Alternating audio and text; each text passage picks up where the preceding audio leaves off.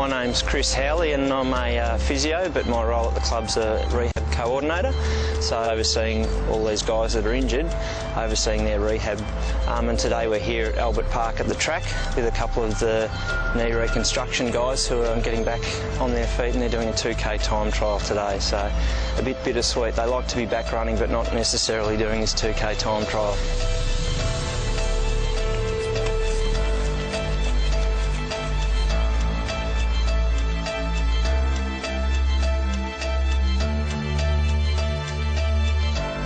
Kraks and Caff, they're about probably 14 or 15 weeks post-surgery now, and they've been really good. They're tracking really well. To be doing this time trial this early in the piece is certainly encouraging.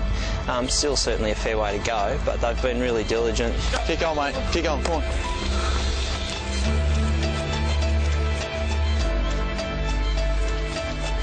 I've never experienced a knee reconstruction group this size. It's probably quite rare to have 4 across the AFL, I'd say, let alone 4 at one club. So I guess if there's a positive side of things, Kraks and Caff have done theirs very close together, so they've been really good training buddies, so they've been able to do their rehab together.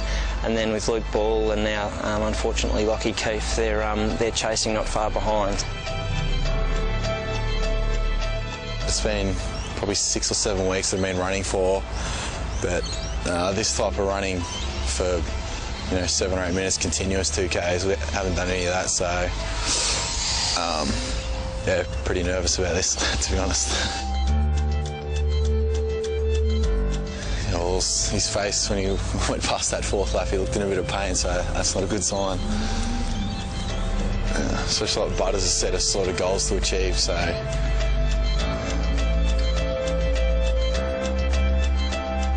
he did his 1 week after me, so he's 14 weeks on 15 weeks. We've pretty much spent our whole time together and at pretty similar stages, so we've got to know each other pretty well, and yeah, it's been a long process. That's it, Krak, come on. Get there, Krak, come on, finish off.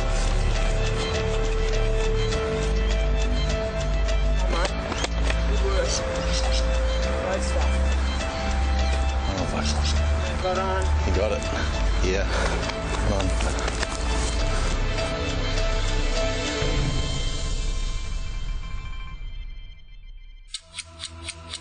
No, I was just saying before, it feels like pre-season again. Like, Yeah, only about 10 degrees colder. I went to bed last night and like, I've got 7 hours. I would wake up every hour. Oh, you 6 hours, I've got 5 hours to go. Nervous. I could barely eat my toast this morning. Really? I haven't done with that, brother. 7 minutes work will be done. You got this, Caff? Go, brother.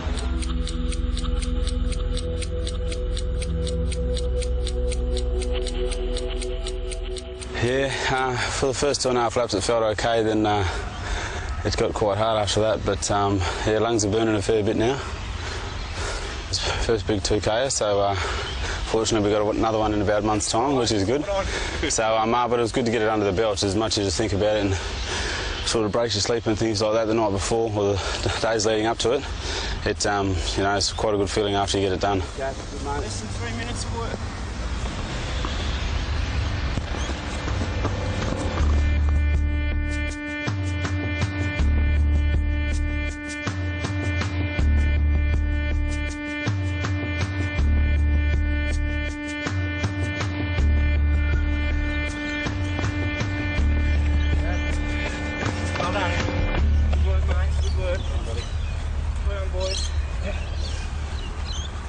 Work. It's a long haul with a knee recap. It's not as if it's a strained hammy that, 3 weeks, 4 weeks you'll be back playing. So it's usually, a 12-month injury. So to stay motivated along that journey is a tough ask. And I think that's where having each other to train with has helped as well. They've sort of been able to help motivate each other. And they've been, really good. Yeah, so it's been easy to work with them. Yeah, knee's fine. Don't give me any grief. It's just the lungs. Just to get that fitness back. Right, you're back running, mate? Yeah, so it's good to be back running as much as this hurts.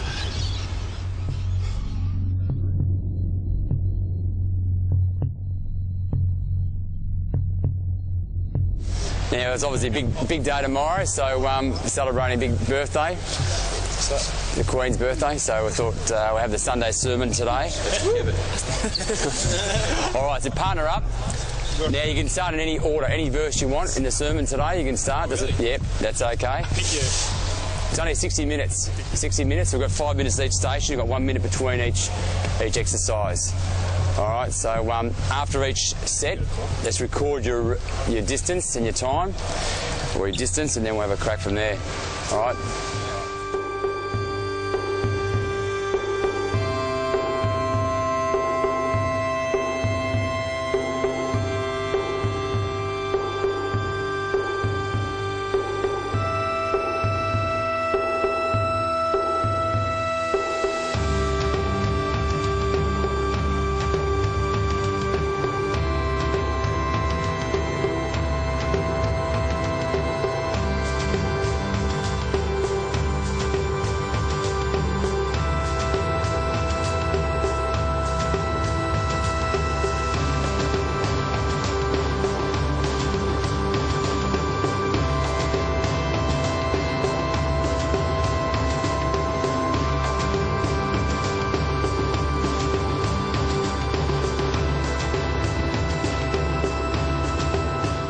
A really important part of the rehab group that they have a sense of connectedness. You know, they feel very inclusive into the group, and they're working hard. And it's not easy. You know, once you're in the rehab group, it's extremely difficult and challenging. Look, I think our culture and our ethos towards rehab has always been, very strong. You know, it's an opportunity to kind of, develop some of their weaknesses as well, but obviously overcome, the deficiency or their injury. But we really do push those individuals whilst they're here. No one can duck and dive when they work in a rehab. You know, they're monitored and scrutinised very closely. It's all about kind of developing their mental and physical resilience, really. So putting them in a fair bit of load and a fair bit of stress for a good hour, without a huge amount of respite throughout that period. So it's kind of keeping and sustaining a high level of intensity for that whole hour and just hanging in there, really.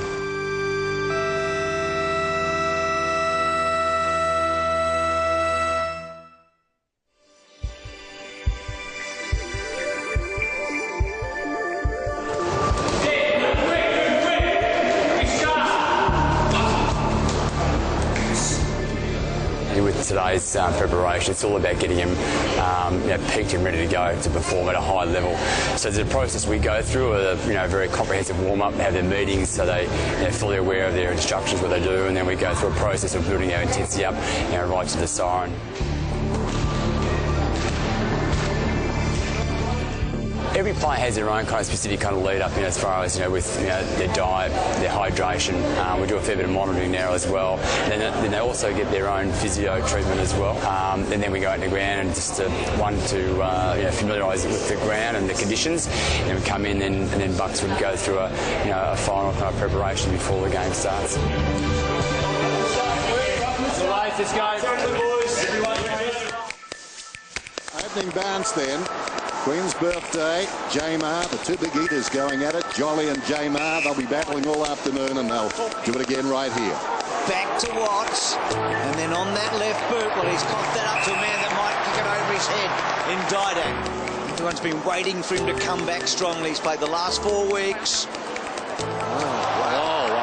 That is, when he's hurt himself, that's a disaster for Alan Didak. Taken by Beams, goes down towards half forward, almost to Cloak, tries to give it out to Blair, nasty head clash, and again, well done by Elliott, players down, carnage. There goes the kick from Swan, puts it straight through the middle. Side bottom just came off the interchange, that looks a good kick, he's kicked it to the advantage of Wellingham and Swan, and Wellingham took the mark. It's the other end of the centre square, and Young goes long down towards Goldsack. Goldsack goes to ground. In trouble, McDonald for solos. A sharpshooter, but he puts it through. Never the opportunity. So Collingwood with a real spring in their step at the start of the last quarter.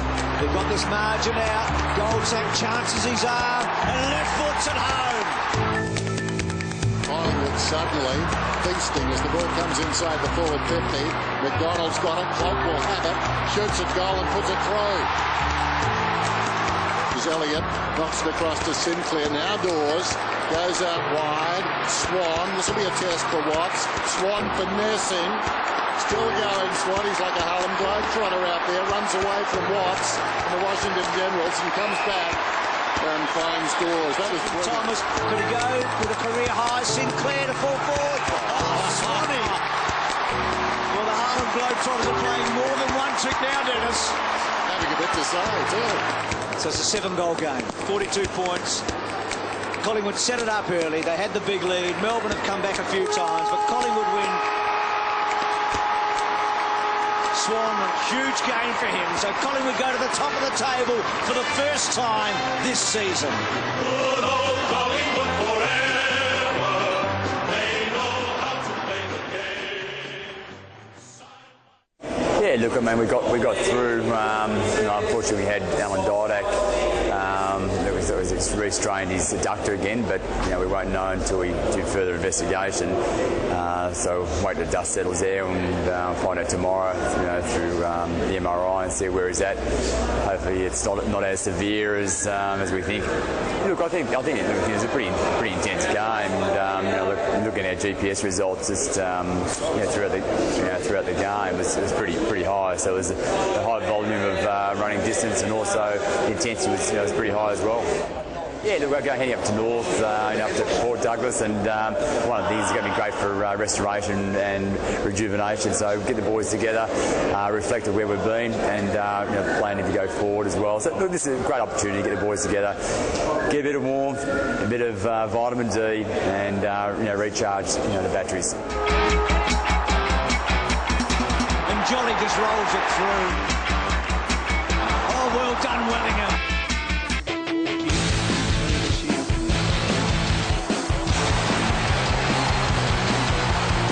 They've got this margin out. Goldsack chances his arm and left foot's at home. Swan here just played it so cleverly, didn't he? Oh, Swanee! Some excellent footage there of the sublime skills and the hard hits from a great win against Melbourne on the weekend. And joining me live in the studio on the club is one man who's been instrumental in the success of Collingwood over the past decade, National Recruitment Manager Derek Hine. Derek, welcome to the studio. Thanks for having me. Now, before we get into the nuts and bolts about how you pick a player to play for Collingwood, tell us a little bit about your background and how you came to fulfil the role. I suppose it's a little bit varied. I come from obviously a playing background, had a few years down at Richmond, and played at Paran Football Club in the old VFA, which is VFL now these days. And then fed myself into development, a little bit of recruiting. I've got a background as a firefighter. I was in the fire department for 20-odd years. So some would say that I've gone from putting the fires out to actually jumping in them. So, but yeah, so I sort of did a little bit of being in the right spot at the right time, I suppose. Who was the first player that you saw that you knew would make it and bring them to Collingwood? Well, there's a few. I mean, I think in the industry itself, there's, the elite players sort of stand out, but I suppose one that really comes to mind is Sean Rusling, which was my first year, and he come from a bit of a varied background from school football in South Australia, and it was a very low grade of football, but he just, as an athlete, he was just a standout. Hadn't played a lot of football through the SANFL, and we were really fortunate to get him through to us. A lot of work was done prior to that, and unfortunately for us and obviously Sean, his career was tragically cut short. Yeah, it is a real shame, because I think every game that he played, he was a really, consistent player for the club, but it was injuries that let him down.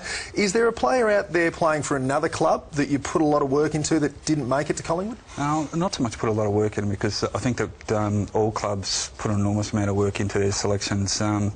I suppose there's a couple, but one that really comes to fore is Kurt Tippett as an 18-year-old, because he was taken as a 19-year-old the following year. We sort of tossed up whether to take him with our first pick in the rookie draft, and we took Shannon Cox ahead of him, and we all know how well Kurt's gone.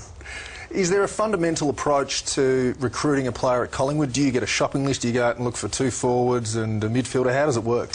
Oh, I think it's constant dialogue with the coaches, and you know, there's myself and Jeff Walsh and Nathan that form our match committee. Oh, sorry, our list management committee, I should say. And you know, it's not so much let's sit down this morning and have a talk about it. It's just constant dialogue, and I think that and that was the same with Mick prior to Nathan coming in. But I think now, you know, the list is reasonably well balanced, and it's just a matter of us sort of really looking what the opportunities are there, both in a trading sense and a drafting sense. One of the side effects of being such a successful club is we've never bottomed out, so we've never had high draft picks. If we look at a graphic from the weekend, some of the players that are playing that we've picked up outside the top 50, there's a couple of good players in there. Yeah, I mean they're all obviously all got their story in themselves. You know, it was really pleasing to see Ben Sinclair on the weekend because you know, he's a terrific young fella. I think there was a really good story from Giles this morning in The Age that he's a boy that come into the system and had some hurdles put in front of him in terms of injury and so on, and he stuck at it, and he's been terrific. You know, and I think he's got a really bright future. And Ben Sinclair's just been nominated for a NAB Rising Star Award, which is, you know, fantastic. There was another graphic there that we just saw that from the rookie draft. These are guys that we've picked up that have sort of, you know, come through the and sort of missed out, you know, being selected. There's also some great players in there too for us. Yeah, I mean, I think that you know, obviously the one of the things that really probably were underrated in terms of those particular players is that their ability to work on their game, and it doesn't matter whether you pick one in the national draft or 101 in the rookie draft. I mean, if you come to the table with the right attitude and prepared to work and really take on board what the coaches say, we've got an amazing group of coaches, fantastic development group led by Craig McRae, and obviously Nathan leading the senior boys. It's you know, you've got every chance of playing league footy, but you know, it's hard work. Well, I'd love you to stick around till after the break and pick your brain. So plenty more to come on the club.